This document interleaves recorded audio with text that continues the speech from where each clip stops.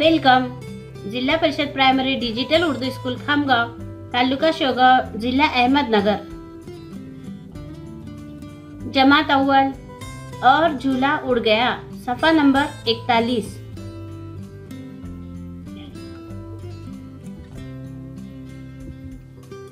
एक तालाब में दो मेंढक रहते थे। एक दिन उन्हें पानी में गड़े हुए दो खंबे नजर आए। उन्होंने एक बेल ली और खंभों से बांध दी।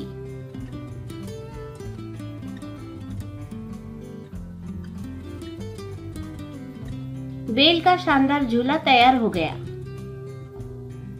दोनों मेंढक इसमें बैठकर झूलने लगे।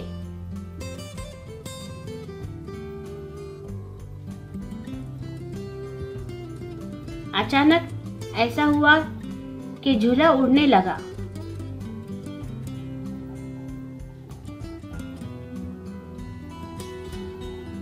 मेंढक डर गए। इन्हें पता चला कि ये खंबे नहीं हैं, बल्कि एक बगले के पैर हैं। वो जल्दी से पानी में कूद पड़े।